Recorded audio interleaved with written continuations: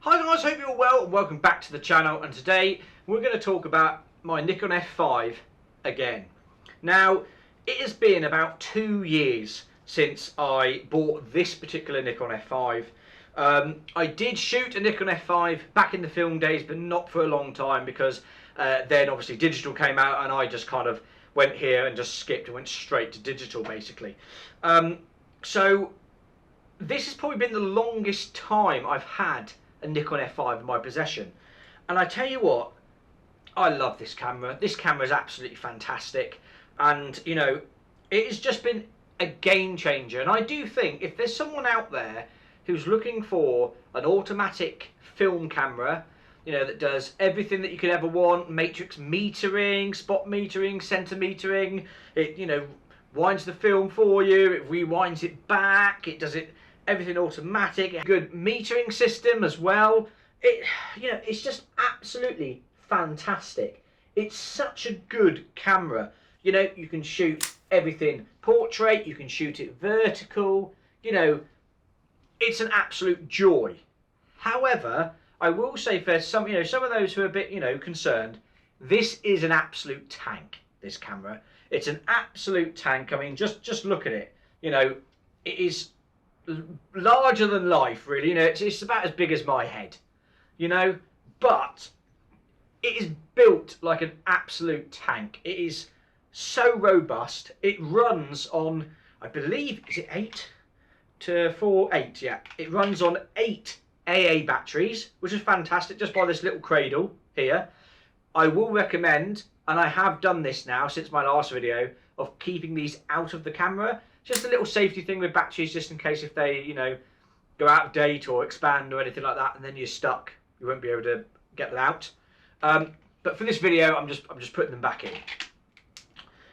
It has automatic DX metering on the back, so if you put a canister that has those little squiggly silver and black lines, the camera will automatically read what the ISO of the film is, and it will display it on the back here. It also has a custom menu here. You can change your ISO, you can change bracketing, you can change bits and pieces with the internals of the camera via like a combination thing, which I don't recommend because that's like, you need to be like a doctorate to figure that out. It has a lock on the camera and also settings for flash if you're using a flash gun. And that neatly just folds back up there with a little button, a little magnet, and just keeps it on there. Like I say, it's a normal thing where you open it up, put your film roll in halfway, shut it, press down, and then what you would do when you had filming it, you would press the shutter button and it'll go doo-doo. It will take 2 photos to advance that film on, go on to number 1, and you're ready to go basically. I've shot this camera with basically pre-bought rolls, and I've also shot it with a load of bulk loading myself. And you can also push your film as well. So say if you've got a 400 speed film, say like Ilford HP5, and you want to push it up to 1600, you literally go down the bottom here, press your ISO, and bump it up to 1600, and the meter will correspond with the ISO in there. You know, in a modern day, in digital worlds, this is probably, dare I say it, as digital as you could get in a film camera. You know, it's auto-focusing as well. I have used every lens up until the E mount equivalent. Sorry, not E mount, the, you know, the GE Nikon lenses. They do not work because they require an electronic communication with the camera. But everything up to G lenses on the Nikon work on this. I've shot this with a 600mm f4. I've shot it with a 200 f2. I've got this old pre-AI Nikon 50mm f2 on here, which I've custom pro DIY jerry-rigged onto it, and it works no problem at all.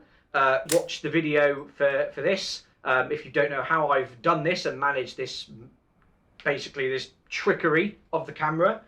And it's absolutely fantastic. Again, with these sort of lenses, these pre-AI lenses, what I've done, you can actually do a thing called stop-down metering.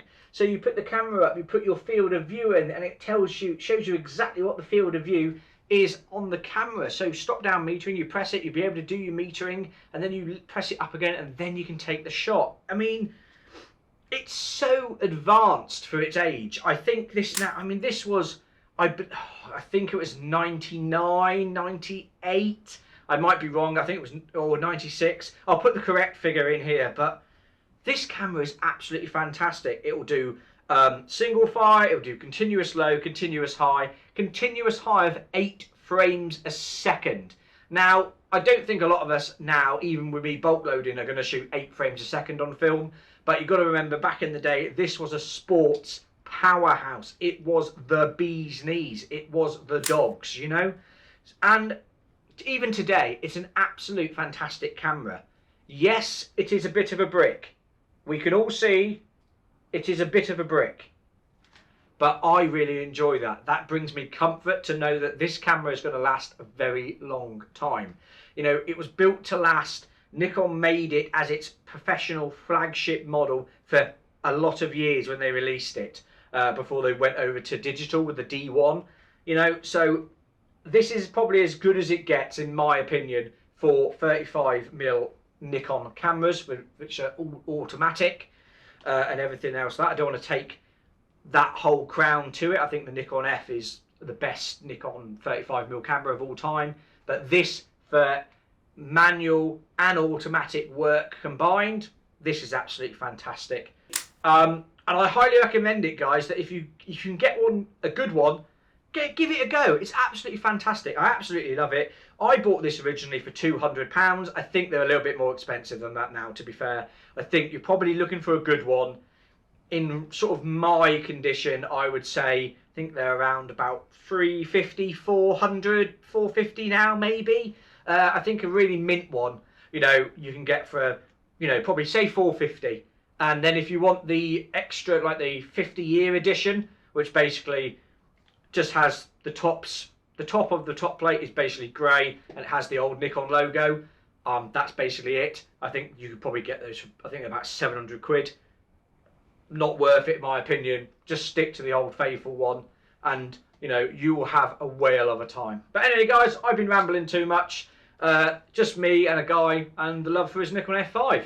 But anyway, thank you so much for all the love and support that you've shown the channel. I really do appreciate it, and I'll see you on the next one. Cheers, guys.